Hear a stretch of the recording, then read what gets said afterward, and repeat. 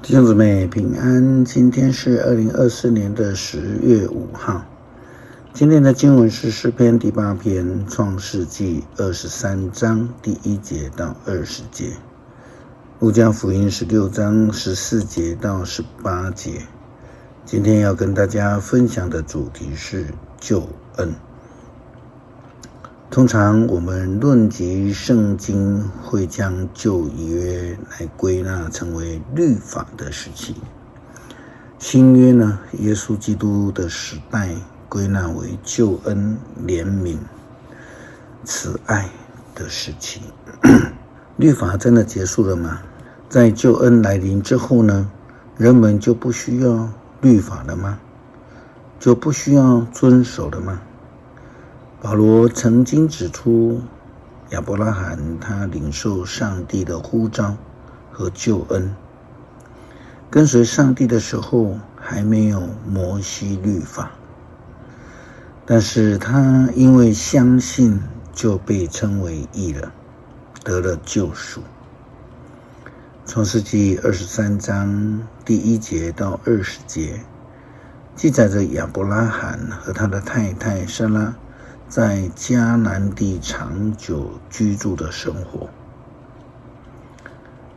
圣经这样记载，撒拉在世享受127岁，他死在迦南地的基列亚巴，就是希伯伦。亚伯拉罕为他哀痛嚎哭。亚伯拉罕离开停放妻子的尸体的地方，来到赫人那里，说：我是寄居在你们中间的外族人，请卖一块地皮给我做坟地，好让我埋葬妻子。他们说：先生，请听，在我们的眼中，你是一位伟大的人物，请在我们最好的坟地上埋葬你的妻子。谁都愿意给你坟地埋葬他。亚伯拉罕就起来向他们下拜，说：你们若愿意我在这里葬我的妻子，请叫所辖的儿子以弗伦把麦比拉洞卖给我，那洞就在他田地的尽头，请他在你们面前按实价卖给我，好让我用作坟地。以弗伦跟其他赫人坐在一起，在城门口聚会的地方，他在大家面前回答，让进城的人都听到。他说：先生，请听，我要把那整块田地连同田里的洞送给你，在我同胞的面前把它送给你，让你埋葬你的妻子。但是亚伯拉罕在赫人面前下拜，并且对以弗伦说话，让每一个人都听见。他说：请听，我要买整块田地，请你把钱收下，我就把妻子葬在那里。以弗伦回答：先生，那块地不过值400块银子，你我之间那算得了什么呢？请把你的妻子葬在那里吧。亚伯拉罕同意，就按照以弗伦在大家面前说出来的价钱，用当时候商人通用的秤了400块银子给他。这样，以弗伦在曼利东边麦比拉的那块地产就属于亚伯拉罕了。这块地产包括田地以及里面的洞，还有所有的树木。聚集在城门口的那些赫人都承认这地产属于亚伯拉罕。于是亚伯拉罕把妻子撒拉葬在迦南地曼利东边麦比拉那洞里，就是希伯伦。原来属于赫人的那块田地和田里的洞，从此就成为亚伯拉罕私有的境地。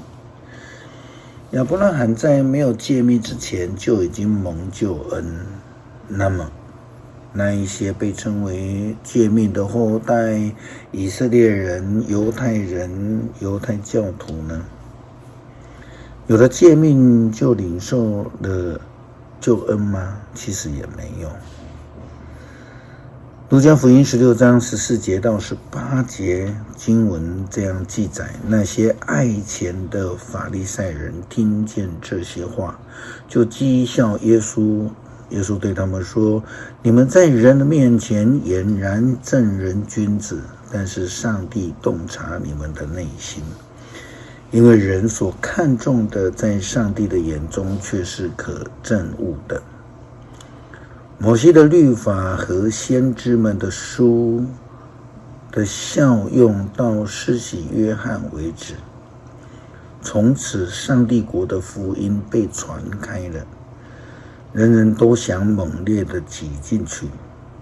可是天地消失，要比律法的一笔一画被涂抹还容易呢？任何人休弃自己的妻子去跟别的女人结合，就是犯了奸淫；娶了被休弃的女人，也是犯奸淫。事实上，诫命不是救恩的保证，也不会因为救恩出现就不需要。前天我们读了保罗在给加拉太书的书信3章23节到29节，保罗这样的提到律法还有基督的救恩。